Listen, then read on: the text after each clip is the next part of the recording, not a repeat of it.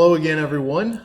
We are back for another episode of our series discussion podcast.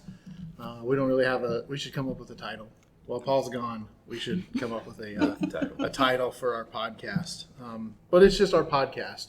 We do have a very special guest with us today, Bryan Nurick. Yeah, Bryan is a very special guest. For those of you who don't know, so much emphasis on special. Very special. Yes, Bryan was my one of my predecessors here as youth pastor, so I have big shoes to fill, high expectations. I get the privilege of pastoring his daughter now, which is cool. Mara, I believe you were in youth group at some point. Oh, for like this much. Bryan and so, sitting here, I told him once, and I'm like, this is going to be my dream. And he looked at me like, and I was like, oh, I feel like Bryan has overlooked many like cringeworthy moments in my life. So the fact that we're sitting here together, it really is. It's a good thing. I feel like we've kind of come, right. I don't even want to say full circle yet, but we're getting there. We're close. We're round and third and headed for home. That's right. Joe Nuck's all there. Yep. You baseball fans. Anyway, so here we are. We're on week six of Epic. Yes. Our summer series. Oh, this says week 6 on my notes. If I would just look there, week 6 of Epic, talking about Gideon. And so, Mara, why don't you catch us up where we're at in this series? So I feel like we've laughed at every title we've had for every series during this whole season because Epic, that's not the word I would necessarily use to describe this summer. Yeah. But this is special. This is where we find special would be better. This is where we find ourselves, and we're still just walking through this with the Israelites. We've kind of hit a moment here where we're seeing them. It almost feels like they're circling the drain here. We just got that cycle of rebellion and then turning back, and how even through that, they're like, God still is moving them forward. He's still accomplishing his purposes through this very broken group of people. So today we're going to hit a little bit of the story of Gideon, and there's a lot to it. But Bryan, if you want to give us a little bit of a rundown, some high points, Sure. low points. So Gideon found the book of Judges, 6, 7, and 8, chapters 6, 7, and 8. And the idea behind the story, the introduction to the story, is the fact that the very opening line is the Israelites did evil in the eyes of the Lord, which is what sets up the whole problem. The Bible tells us that for 7 years, the Midianites basically are invading or occupying Israel. They're not actually living per se in Israel, but the idea is that every time the Israelites plant crops and harvest, the Midianites roll through and take whatever they want, regardless of what it is. Offspring of cattle, they take what they want. And so the Israelites are living in the mountains, in caves, and up in the hills, and they're basically in hiding in their own land all the time. It's in the midst of this that God speaks to them and says, I'm your God, I've delivered you from the hands of oppressors, but you didn't do what I asked you to, and you didn't listen to me. And so this finds us looking at the character of Gideon, who at the beginning of the story is actually hiding in a wine press, trying to make bread. So he's in the wrong place for making bread. A wine press, the idea was that there was a flat floor, and so he's actually trying to thresh the wheat to separate the wheat and chaff, and hiding as he's doing it because he doesn't want the Midianites to come and take his bread. And God speaks to Gideon, and God says, basically, the Lord is with you, mighty warrior, which sets up a really interesting back and forth between Gideon and the angel of the Lord. Gideon says, if you're who you say you are, why are we in the situation that we're in? And God doesn't really answer him, but says, there are things I want you to do. Go and do these things. And Gideon says back, I'm the weakest, I'm the youngest. There's different interpretations of what he means. He says, I'm the least of my people, the least of my family. And God says, still, I'm going to be with you. And so Gideon says to God, okay, let me prepare an offering for you. And so he does that. And God waits on him, and God blesses the offering. And as the Lord touches the altar, the offering, it goes up in flame. And Gideon realizes that he's seen the Lord, and he's afraid. And God speaks to him and says, don't be afraid, and here's some things I want you to do. One of the first things that he wants him to do is he wants him to go in his father's backyard and cut down the symbol of the idol of Baal in his dad's backyard. And we see this is, we talk about this more if we want to, but Gideon does it, but he does it in the middle of the night because he's afraid. So, he sneaks around. Or smart. Right. Afraid or smart. Absolutely, right. So he does this. He cuts down this altar. And it actually, when his people find out, they change his name. They change his name to Jerubbaal, which basically means Baal's going to deal with you. It's not a courageous thing. It's a well, you're going to get yours kind of thing.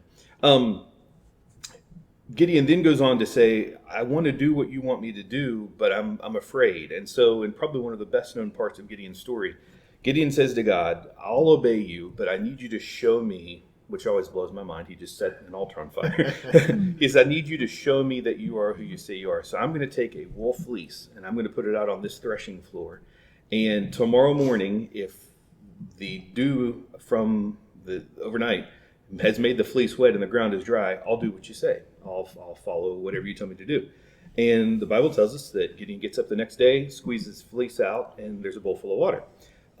One would think that would be enough. But Gideon says to God, don't be angry. Let me ask you one more request.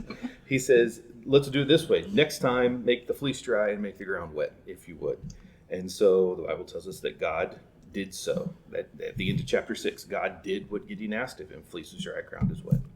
So this takes us into chapter 7. And this is the action that Gideon follows, or this is the big thing that Gideon does in God's name. He gathers, make sure I look at my 20, no, how do we go? What number are we looking at? How many men does he gather? Oh, it was 22,000. 22,000? Yeah, 22,000. Yes. He gathers 22,000 men who are willing to go and fight. Now, I didn't mention this at the beginning, but the Bible tells us that the Midianites are too numerous to count. That when they're camped in these valleys, that they're like locusts on the ground. You can't count them. Yeah. So anybody who thinks 22,000 men should take care of everything, this is actually just a fraction of what the Midianites have. So Gideon gathers 22,000 guys, and God tells him, tell you what, the problem is if you win this battle, outnumbered as you are with these men, it's going to look like you did it and I didn't. So tell you what, we're going to have a little test, and we're going to make sure that we're going to kind of weed these guys out. And in the very second famous scene from the story of Gideon, God tells them go down the water. The guys who stick their face in the water, get rid of them. The guys who cup the water with their hands and drink, we're good there. And so 300 men drink from their cupped hands. So God gets rid of 21,700 of these guys and leaves 300 behind. And so that's what Gideon has. That's who he has to go and fight the Midianites. The night before he attacks, Gideon's standing outside the Midianite camp. He has a vision, he hears some soldiers of the Midianites who've had a vision that their camp is overrun. And to Gideon, that is God's way of confirming that this is about to happen and God's going to be victorious. And so Gideon takes them in, he divides them into 3 groups of 100. Each guy has a torch, each guy has a pot, basically, or a clay jar, and a trumpet. And they put the torches in the jars. And when Gideon sounds the call, they burst the torches, or the jars on the ground, and the torches kind of explode in the night. And this is in 3 different places around the Midianite encampment. And what God does is, God convinces the Midianites that the Israelites are attacking even when they aren't, and the Midianites start to slaughter themselves. They start fighting each other in the confusion. And Gideon sounds a trumpet, and for God, and it's a complete overwhelming rout. Gideon doesn't even lose a single guy. And so what this sets us up for is for chapter 8, where Gideon basically calls back the men in the hills who had been left behind, these 21,000 men, and says, now it's our time. God has delivered the Midianites to us. Let's hunt them down. We're going to go through the land and purge the land of these guys. And so that's basically what they do in chapter 8. And the Bible tells us that towards the end of this story, that Gideon brings a season of peace to Israel. His son is raised in this idea of leadership. His son's son is raised in this idea of leadership. But the sad truth is, the story ends almost the way it begins. Gideon dies. The Israelites, as soon as Gideon died, let me back up a little bit. Gideon takes all the plunder that was promised him from defeating the Midianites, and he actually makes an altar out of this gold. He melts it down and makes an altar. And the Bible says that that's a stumbling block for him. In fact, they say that it's a snare to his family. So that at the end of his life, he has brought peace to Israel. But at the end of his life, as soon as he dies, The Bible even almost says it's almost like his body isn't cold in the grave, that the Israelites go right back to worshiping Baal. And they go right back to the way that things were before Gideon came on the scene. And so it's a challenging story because it's sad at the end that it's not permanent change. Yeah. So just I said the wrong number. 22,000 was after. So it started at 32,000. There we go. Yep. 22,000 left, and then 10,000 were left, and then 300. So they cut regardless, we whittled away, and a whole lot of people. Absolutely. A lot of division and multiplication. Yeah. Math is hard. Math is really hard. For sure. I don't have it. Yes, math. We are not mathematicians. Not. So man, so much action in this story. So many funny things, really, ironic things. Just there's a whole lot here. What do you guys see? What's sticking out to you? Where do you want to go? Like, I feel like let's talk about the idea of this idea of putting out a fleece. Sure. Like, I don't know, when is that okay? When is it okay to say, hey, God, I need you to show me a little bit more. I need a little bit more confirmation before I act. And I don't know. What are your thoughts on that? I mean, because very clearly there's also places where it says, do not put Lord your God to the test. Right. And this idea of testing. I don't know. I think when is it okay to put a fleece? Man, I don't know. I don't know. I don't think I have an answer. I think maybe the deeper question, or the question behind the question there, maybe and maybe not. But how do I know when something is the will of God, or how do I test the will of God? Not necessarily when is it okay to put God to the test or to test Him, but how do we test the will of God? How do we know what the will of God is? Maybe I started to say maybe that would be an easier question to answer. Well, I'm all ears. Probably not an easier, but maybe a more productive question.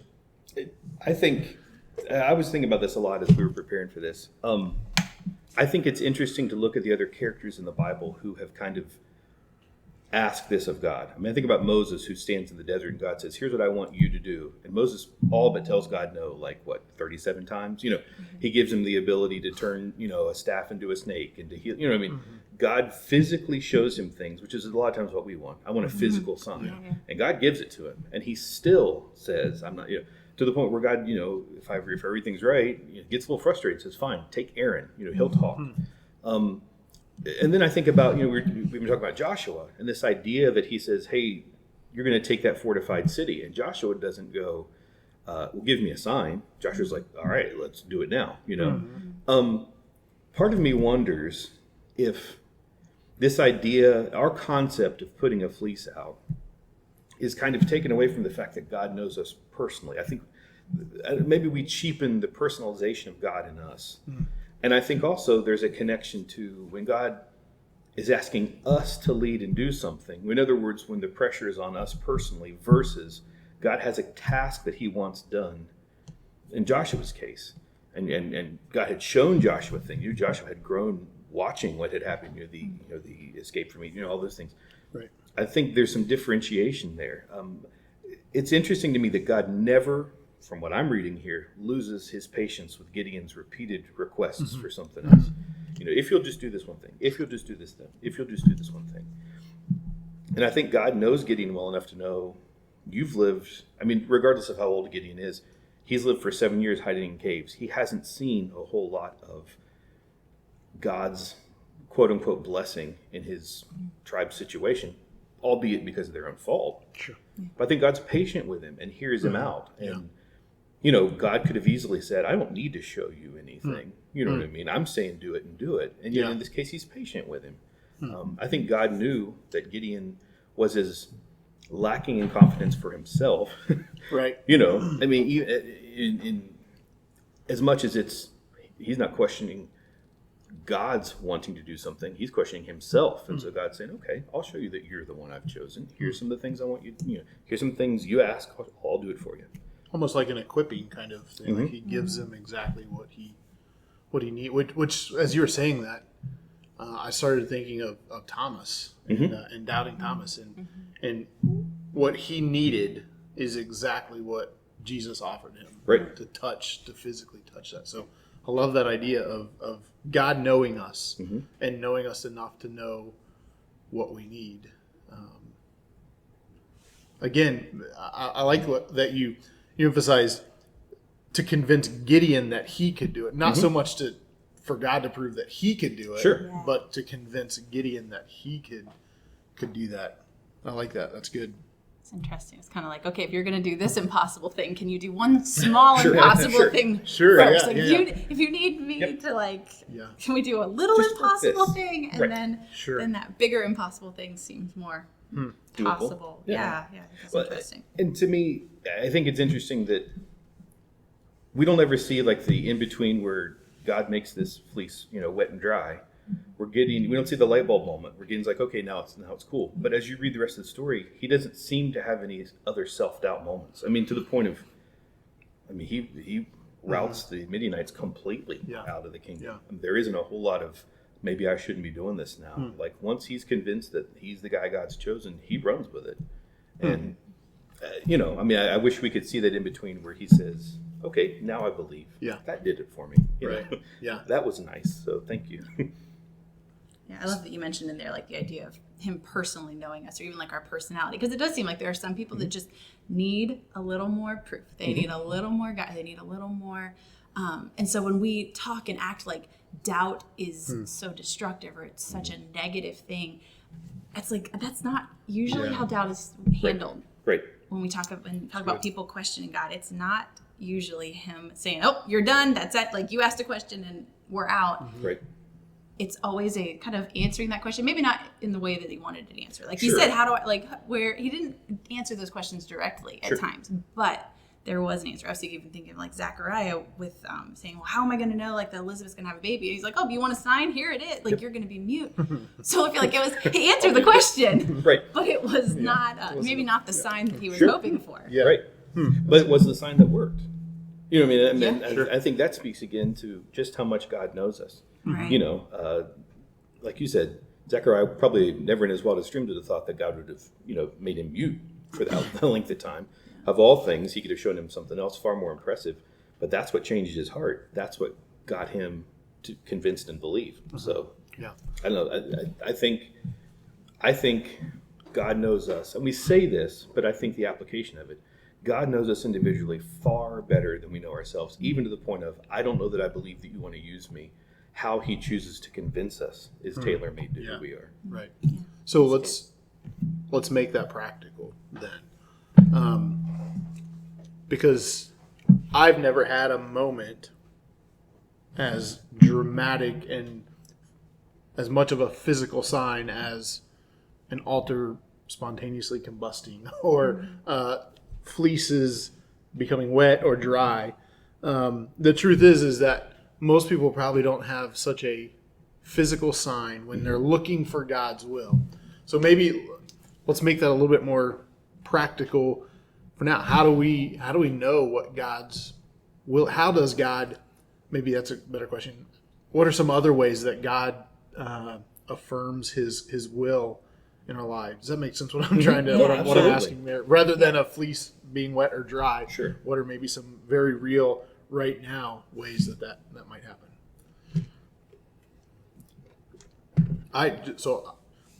For me, it's the words of other people that I was thinking community. mentors. Sure.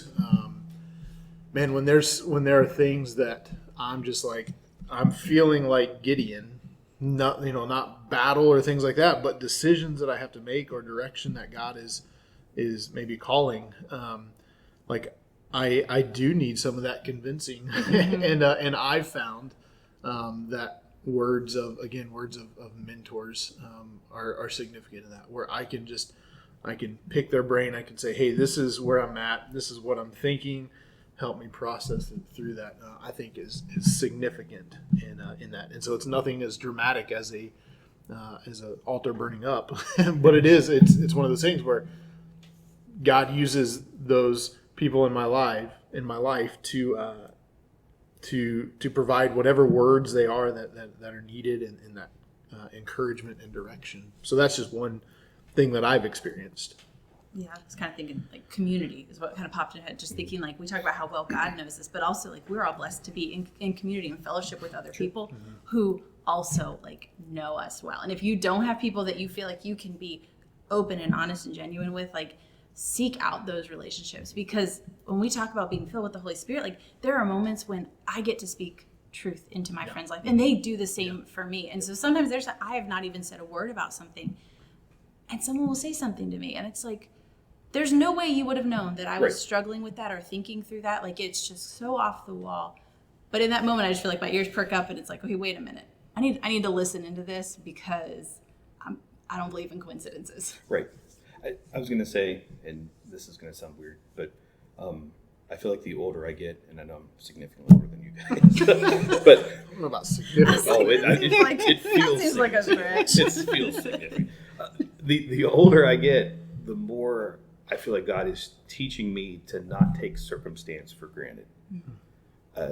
And that's the weirdest thing in the world to say, because I think that almost makes the conversation spin back to waiting for some magic moment from God. But God has confirmed things in my life. God, I don't even know how to say this the right way. I've had major questions of God, and he's confirmed that he's walking with me in a situation by doing things in the minor areas of my life that if I didn't pay enough attention to them, I would have just taken a circumstance or happenstance. When I see the answer to the small things, it's confirmation that he's not abandoned me in the big things. I just need to wait and be patient. And that happens in conversations. That happens in, I can't tell you how many times I've run into someone that I didn't expect to see somewhere. And in a brief conversation with them, some enlightenment has come from God. Then he's pointed to me and said, do you think, did you think that was a mistake? And I'm okay, so you were with me there. I think there's something to be said about the fact that Gideon doesn't seem to have had any of those moments in his life prior to this. He needed something big from God. Yeah. And I think I think people ask the question, when am I allowed to ask God to prove, and when am I not? Again, personalization, but I think for what the things that God has shown us in our life, for us to say, God, okay, God, if you want me to do something for you, then you need to. I think that would offend the heart of God, because he has shown us things, So I don't know. There's little things that God confirms the big things in. Yeah. And I know that sounds generic and vague, but it's specific to me. Yeah, for sure. Yeah. Conversation I had with my neighbor yesterday about a need I was praying about, and all of a sudden out of nowhere, the answer came from my neighbor, and I was, I thought, what in the world? And God's like, hey, heard you ask me about that 3 weeks ago. Hadn't forgotten, even though you might have. And so it was a big thing. Yeah. I love it. You said there that those little moments that have shown you that God is with you. Mm-hmm.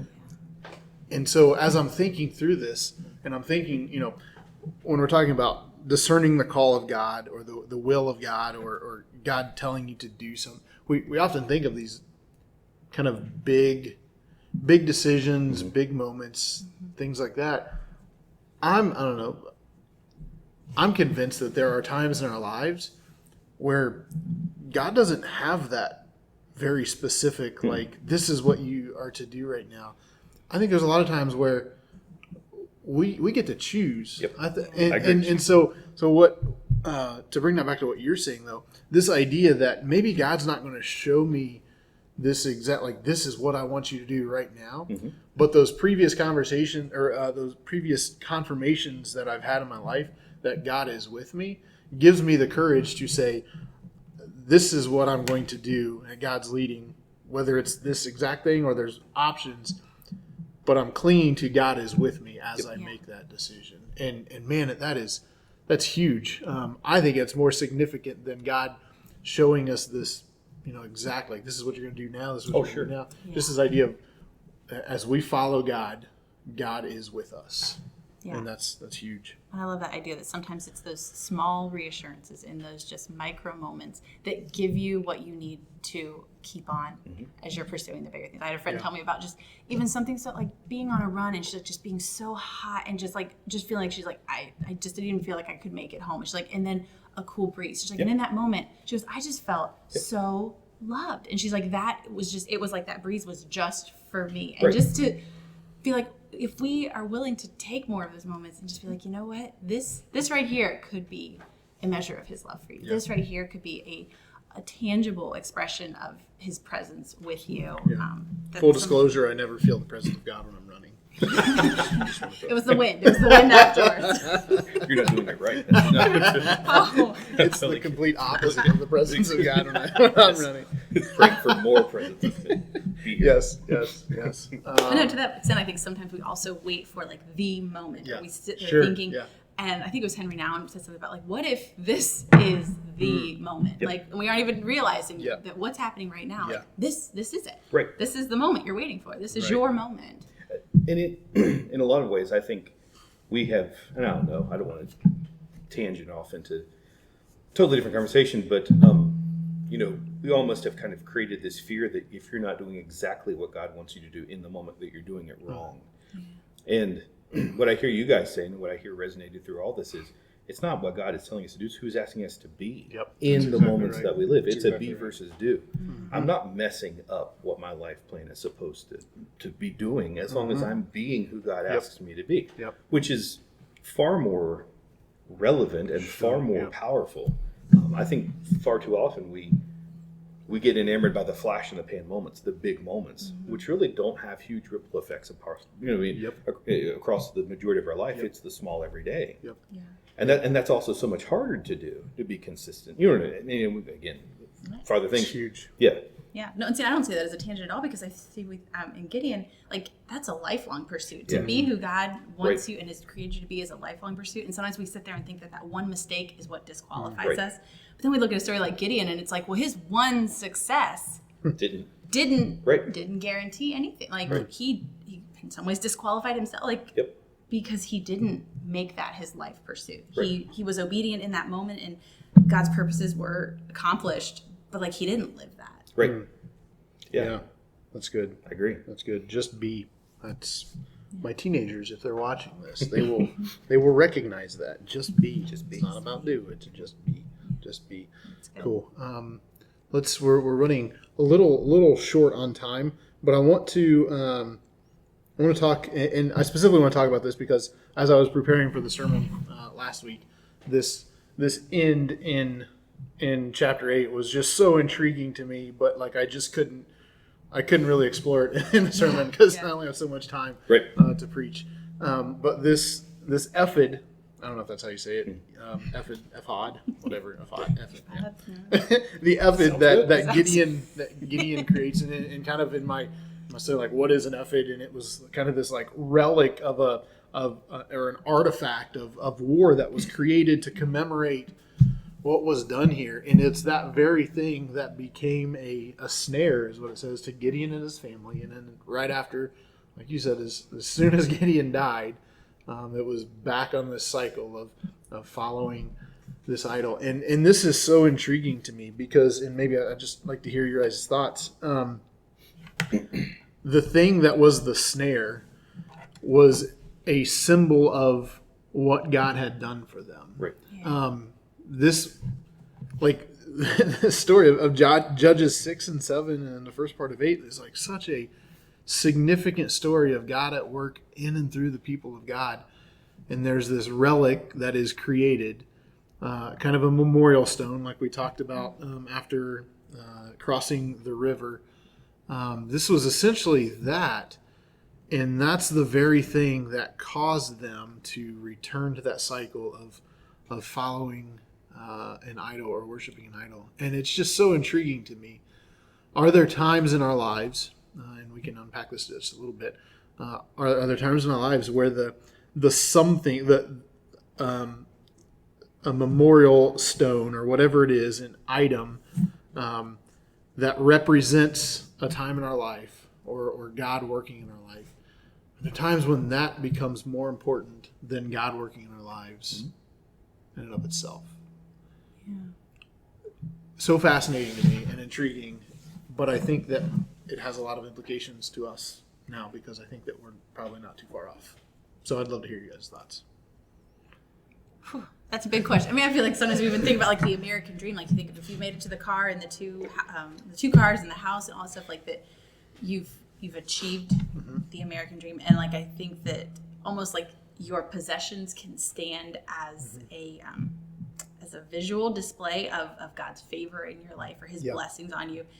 And it's really easy once you have those things to live out of fear of losing them, and to where that can become. That can become an idol, a snare, whatever you want to call it in your life, but just this idea that the things that I have show people that God loves me or that I'm walking in His will and I'm blessed with these things because of this. And I think that can be a really slippery slope. I don't know if that kind of answers your question. No, it does. It's the symbol of blessing becomes more important than the blessing itself. I was going to say, I see a parallel between the fleece and the ephod, or the ephod. Do something for me physically so I know what you want me to do. I'm going to create something physical so that I remember what you did for me. But you have to concentrate on remembering that symbol that you've created has to be something that, if it's to serve its purpose, has to be something that you work diligently on remembering why that was made. And we're not God. You know what I mean? I mean, God could make fleeces wet and dry all. He can do anything He wants. He did that for that moment in Gideon's life so that Gideon would know that He had chosen him. Gideon tries to replicate the process. And again, and this wasn't just a Gideon thing. This is my understanding of this whole thing is it's massively cultural. You take plunder that had been taken from you, and now you're taking it and repurposing it, almost in a symbolic purging of who had taken. You know what I mean? It was an important symbolic gesture. It was something, and it wasn't something that he had just created himself. This had been going on for generations. But we see time and time again where, like you said, because he's not God, Gideon doesn't work on looking on that thing and saying, this is what God did for us. This is what God did for us. This is what God did for us. So, like you said, the thing that was created in memory of what God has done becomes the thing which becomes worship. Which I think then that goes right back around. How many times do we need God to show us? And how many times does the thing that God shows us become the thing that, that's what you're asking. I think I've seen this sometimes working with youth, the altar experience, the emotive output, and I'm not cheapening any altar experience whatsoever. But I have experienced times with kids when that feeling, that emotional outpouring that they got became what they connected to and not the truth of what God spoke to them, maybe quietly, or the way He's confirmed things in their life. And I say youth, but I mean, I know I myself as an adult have felt that before. Even to the point of saying, I wish I could have that experience again. I wish I could feel that way again. And that, do I want the feeling or do I want what God showed me and the change that's supposed to come out of it? I think that's a modern day interpretation of that. And, if we go full disclosure, there have been times when I've said, God, if you will just speak to me now like you spoke to me then. And I think God's going, well, that worked for then. I don't want to do that for you now. I want to do something different if you'll listen. It's almost like the big moments should be seeking or pointing us to seeking Him in the small moments. And when we sit there and say, well, I only am going to hear you in the big moments, we're missing it. We're missing a lot. And every time you try to replicate that, every time you try to whip up some sort of emotional connection and that's not what the purpose of why we worship and why we do what we do, but I've stood in services before and thought, I'm trying to get out of this service what I've gotten before. And that wasn't God's intention for that service or for the people leading or for my participation in that service. And it goes so far as to kind of saying that we need those same elements or like I need to sing those same songs that where I experience God so real. It is very much I got to replicate that. And so at what point do the elements become more important